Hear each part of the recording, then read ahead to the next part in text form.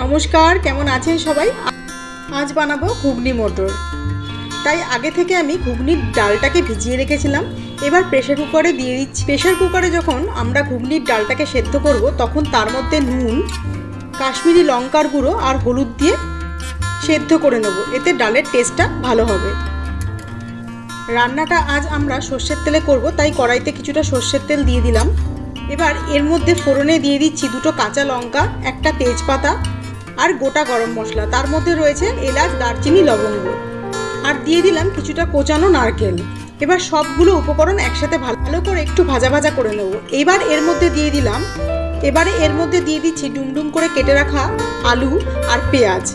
তার মধ্যে দিয়ে দিলাম নুন আর 1 চামচ মতো হলুদ গুঁড়ো। এবার খুব ভালোভাবে একটু ভাজা ভাজা করে নেব। এরপরে এর মধ্যে দিয়ে দিচ্ছি 1 চামচ মতো কাশ্মীরি লঙ্কার গুঁড়ো। এবার আবারও খুব ভালোভাবে মিশিয়ে নেব সব উপকরণগুলো একসাথে।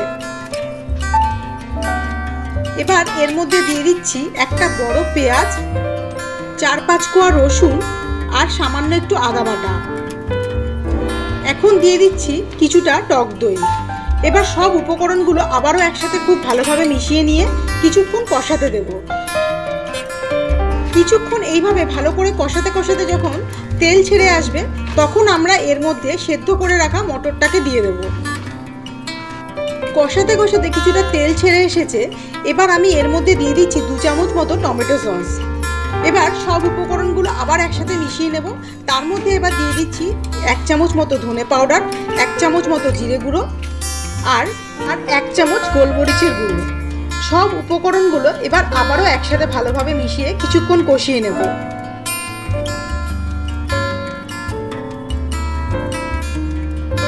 খুব ভালোভাবে কষানো হয়ে গেছে, তেলটাও ছেড়ে দিয়েছে। এবার সেদ্ধ মটরটা দিয়ে দিচ্ছি।